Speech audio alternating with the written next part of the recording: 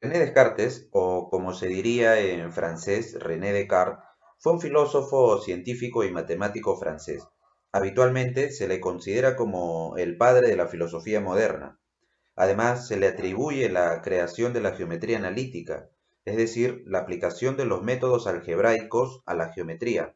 En otras palabras, es el creador del famoso plano cartesiano. Sin duda, es una de las mentes más brillantes de la historia. En el presente video vamos a explorar el mundo interno de esta gran personalidad a partir de los datos biográficos que se han registrado y nos han llegado hasta el día de hoy. Hablemos en primer lugar del contexto histórico en el que le tocó vivir sus primeros años.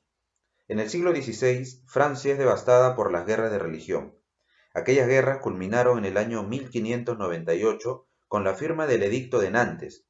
Fue un documento que autorizaba la libertad de conciencia. Por lo tanto, a Descartes le tocó vivir sus primeros años en una Francia pacificada, en una Francia propicia para la actividad académica.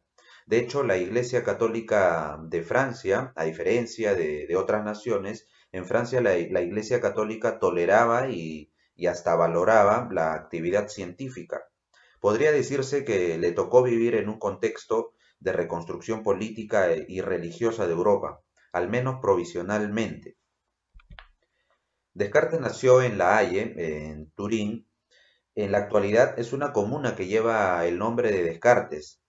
Pocos hombres en la historia han logrado que su lugar de nacimiento posteriormente pase a llevar su nombre. Poco tiempo después de su nacimiento, fallece la madre de Descartes y su padre constantemente se ausentaba, por lo que quien se encargó de su educación fue la abuela paterna. Desde niño siempre tuvo una salud muy frágil. Por tal motivo, se dedicó muchas horas a actividades intelectuales. Su padre solía llamarlo mi pequeño filósofo, porque permanentemente se planteaba preguntas, lo cual no es muy habitual en un niño. Descartes procedía de una familia noble. A los 8 años de edad ingresa a la escuela jesuita de la Fleche, una escuela prestigiosa de la época, donde recibe una educación eclesiástica, aunque también tuvo un maestro de matemática. El rector de la Fleche le permitía quedarse a Descartes en su habitación hasta que se sintiera dispuesto para reunirse con sus demás compañeros. Recordemos que Descartes tenía desde muy niño una salud muy frágil y lo más probable que estas largas horas que transcurrieron en su habitación, esta tranquilidad y silenciosa habitación de la Fleche, hayan sido el verdadero origen de su filosofía. Culmina sus estudios en La Flèche a los 17 años. Se encontró disgustado por lo que le habían enseñado, le parecían dogmas de filosofía moral y ética, y para él no tenían ningún fundamento, carecían de base, pero por otro lado se sintió maravillado y asombrado por la precisión y exactitud de la ciencia matemática. Es así que a los 17 años decide emprender su propio camino y con unos compañeros también jóvenes, hambrientos de vida, se establecen en París. Sin embargo, no encontró tranquilidad. En esta ciudad bulliciosa no encuentra tranquilidad y se va a Saint-Germain, donde estuvo 2 años. Se fue solo, pero sus amigos lo encontraron y ya Descartes algo incómodo por sus indecorosos amigos, decide ir a la guerra, aunque suene paradójico, buscando paz, decide ir a la guerra. Participó en la guerra de los 30 años en el ejército de Baviera. Cuando se encontraba en Alemania, en plena guerra, en el año 1619, ocurre un hecho que va a cambiar el curso de su vida. Es así como él lo cuenta. Cuando se encontraba acuartelado en su habitación en invierno, calentado por una estufa, tuvo tres sueños.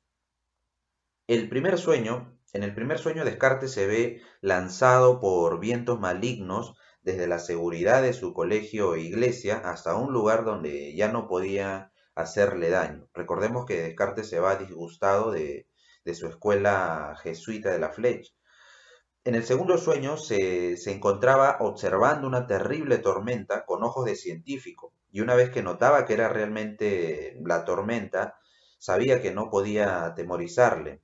Es decir, una vez que tomaba conciencia que se trataba de un fenómeno natural como una tormenta, y si actuaba prudentemente, no podía hacerle daño, no podía atemorizarle. En el tercer sueño, Descartes se ve recitando el poema de Ausonio, un poeta latino que pronuncia el verso "qué vía seguiré en la vida". Y el mismo Descartes cuenta que estos tres sueños tuvieron un carácter divino para él, una suerte de revelación que cambiaron su vida. Hablemos ahora del estilo de Descartes. Descartes era un hombre elegante, un hombre que siempre andaba ataviado con tafetán de moda y siempre portaba su espada, lo cual es característico de un gentilhombre o un gentleman, que es un título que otorga cierto rango social.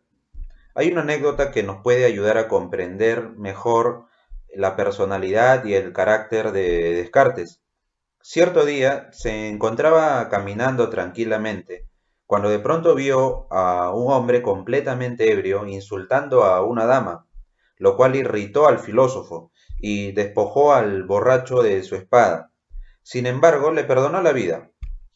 Consideraba que era un sujeto demasiado inmundo como para darle muerte delante de una bella dama. Esto expresa la sensibilidad de Descartes frente a las injusticias. Otro acontecimiento que afecta profundamente la vida de Descartes es el prematuro fallecimiento de su hija, cuando apenas tenía 5 años. Descartes, evidentemente devastado por este incidente, ya no estaba dispuesto a sacrificar su tranquilidad, ya no se volvió a casar, se dedicó por completo a sus investigaciones científicas y filosóficas. Se dice también que Descartes era un hombre que se preocupaba por el bienestar de sus sirvientes. Siempre preguntaba por ellos, incluso después de que ya habían trabajado para él, siempre buscaba la manera de enterarse de su situación. Hablemos ahora de uno de los libros que Descartes no quiso publicar en vida. Se trata de Le Monde, que traducido al castellano significa el mundo. Esta obra encierra dos doctrinas heréticas, es decir, dos doctrinas que se alejan de los principios de la Iglesia Católica, como la rotación de la Tierra y la infinitud del universo. Descartes no publicó su libro Le Monde porque no era capaz de rechazar al Papa o a Copérnico. Decidió que se publicara póstumamente, y así fue. Se publicó después de su muerte en el año 1677, la obra completa. Entre los años 1629 y 1649, Descartes vivió en Holanda, ya retirado, por así decirlo, con breves visitas a París y Londres por cuestiones de negocios.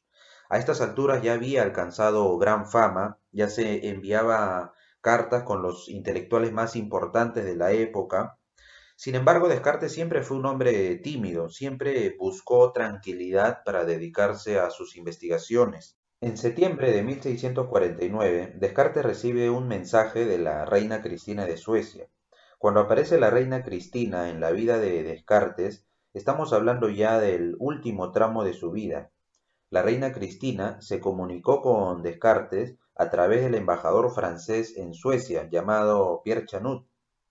La reina Cristina era una mujer que en ese entonces tenía 19 años, era una mujer atleta, delgada, de una fuerte resistencia física y a la vez interesada en ampliar sus conocimientos. Y este gran interés por aprender le motivó a invitar a Descartes a que fuera su maestro de filosofía. Aquella solicitud, por supuesto, Descartes aceptó. Entonces la reina Cristina le envió un barco de guerra para que se trasladara a Estocolmo, la capital de Suecia. Cuando Descartes llega a Suecia, encuentra un clima inhóspito, un clima muy frío, lo cual perjudicó profundamente su ya inestable y frágil salud. Pero el primero en caer enfermo de pulmonía es Chanut, el embajador francés en Suecia, y Descartes se encargó de cuidar a su amigo.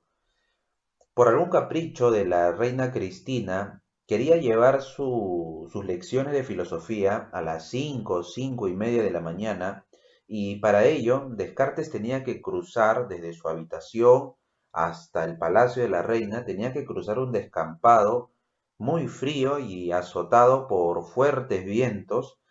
Sin embargo, Descartes cumplió con lo acordado y le dictó estas lecciones de filosofía, lo cual era muy perjudicial para su salud debido al tramo que tenía que cruzar. Y era previsible que iba a afectar su salud, y así fue. Descartes también cayó en la misma enfermedad que su amigo el embajador, se enfermó de pulmonía, y ya cuando se encontraba muy grave, expresó su deseo de ver a su consejero espiritual.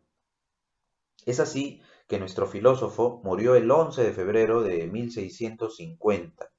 17 años después, los huesos fueron devueltos a Francia.